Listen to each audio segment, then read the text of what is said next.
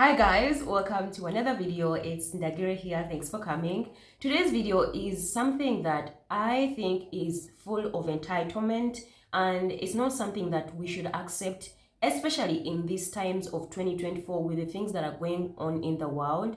But before I get into these clips, listen to what other people had to say about this thing. Come back and let's talk about it. Russians and Ukrainians could be kicked out of Sri Lanka, where many people have been living to avoid the military draft. But they've been criticised by locals for allegedly setting up whites-only bars.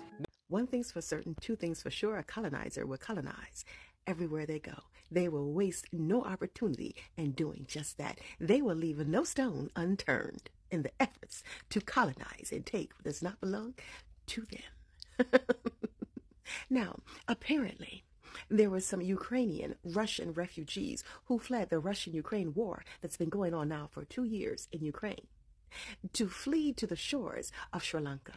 Sri Lanka, being the country that it is, opened its doors to these refugees and provided a safe haven for all of them. They said, look, our doors are open, come on in and let us be your refuge. And they walked right on in. Yes, they did. Now, once there, some of these Russian and Ukrainian citizens established businesses. Now, it is being reported that there were some nightclubs and cafes that were white-only establishments. Imagine being a refugee, like you're escaping a literal war and still making time for racism. This is what I mean when I say marginalized people need to stop being so nice, being so accepting, because Sri Lanka accepted Russian refugees only for them to get there and make a white-only club. What is wrong with you people? So you mean to tell me that a bunch of these people escaped their war-torn country to seek refuge in a different country, and the first thing that they figured out was how to segregate themselves from the locals? It just seems like it's such a natural, ingrained, evolutionary state for them. Like, where does it actually come from? I'm just so curious. So let me get this straight. The country Sri Lanka, which has predominantly brown people, but some black people in there, was kind enough to open the doors for, predominantly Russians, but also Ukrainians that were fleeing the current conflict that's going on between Russia and Ukraine. You move to the country, and then you are instituting parties that are for just white people. Do you know how crazy that sounds? But then, who's surprised? Because let's not forget, this is the same thing that happened in other parts of the world. And we have the current situation of Israel-Palestine. We have South Africa as a great example, and we have other countries in Africa that face the same situation. So, what does that say? Colonization is just a thing that some people love. The actions just prove that they don't shy away from anything that's going to put them above the population of people that are actually there to begin with. How can a country just open themselves to you because they're giving you sanctuary, and then you come there and you're like, nah, but you know what? We just want a party that is white people on. The organizer of the party has come out saying, no, they didn't mean to be racist or any sort of discrimination. It was a bit of a faux pas, whatever the case might be. But it does really stink because there is traction for this. It's just wild. It's just wild. As you've seen the videos, that's what people had to say. But for my case, when I was in Dubai and the war of Russia and Ukraine was going on, at that peak time, I saw how easy people and governments accept money, especially if it's coming from white faces.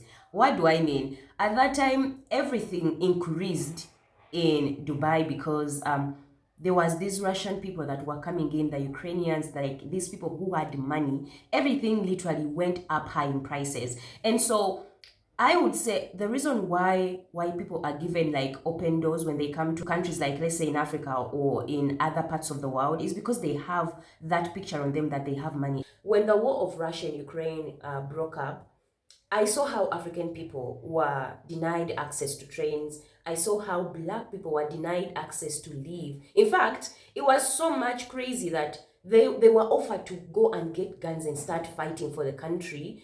But the actual people that were born in those countries, the Ukrainians, the white-skinned people, were put on buses and trains and helped. White people first, Indian people, Arabic people, before black people.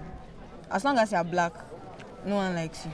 we went to the train station, and they will not let us in. And when they did let us in, they were like, you have to give us money because this is not for free for you because you're foreign. This is not free for you. You have to pay for it. Maybe it's a war.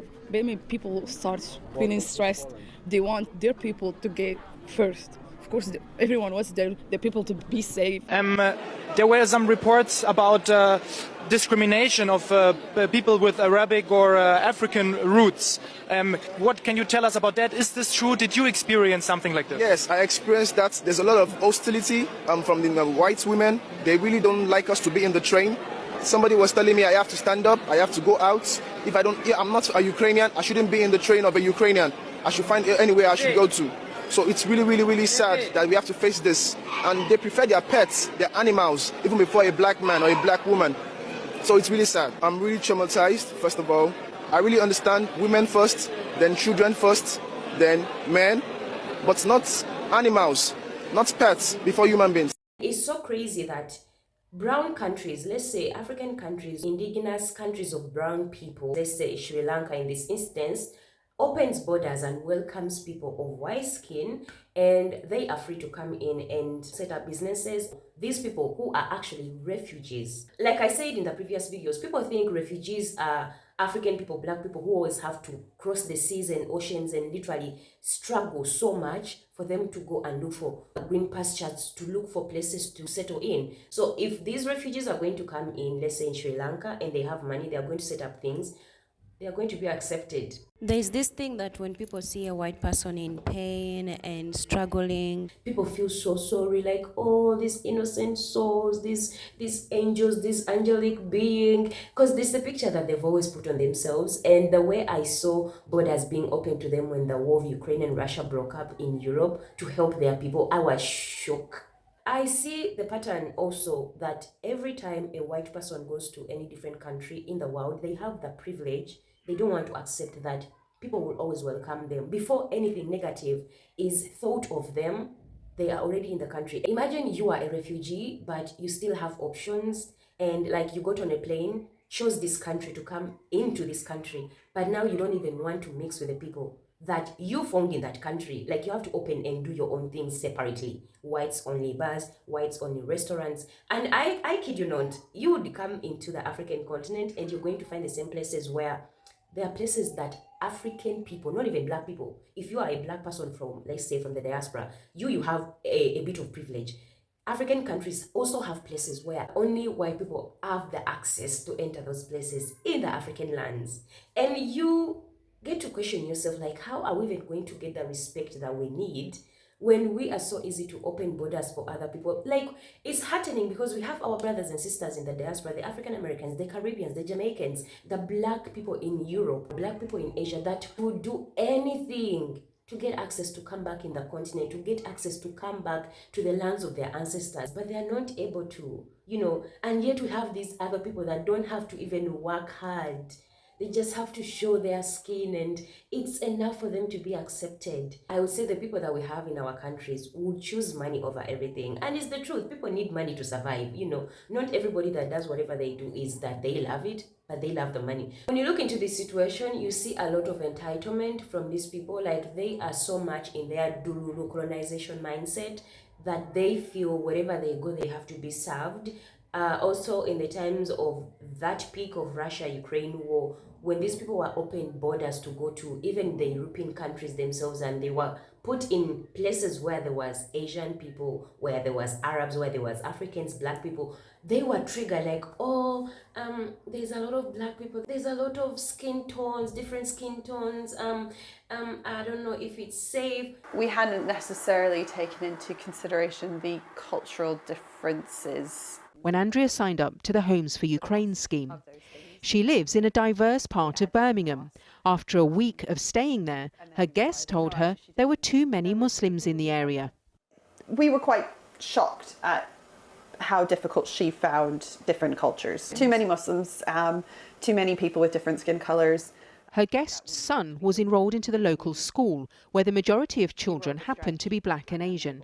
And then to just have her complain about the demographic of the school and going, well, he can't be safe there. There's not enough white kids, essentially. The majority of my neighbors are Muslims. A lot of them are Kashmiris or Pakistanis, Indians. You left a country of war to go look for refuge in another country, and you still have the entitlement. You feel like you still need to get better services in a country that is not yours. You want to even give rules. You're not happy where you have been given refuge in a different country. That is a colonization mindset and entitlement that you can't tell me otherwise. So it's really disheartening, like us in our indigenous countries of brown people, black people, where we have our brothers in the diaspora that really want to come back in the continent, but they really can't, because borders can't just be opened for them to come in. But when it comes to these other groups of people, it's just so easy for them. When you see these kind of things, that these people are refugees, but they're still able to come in countries like Sri Lanka and actually have places only for them, even without citizenship, even without working hard.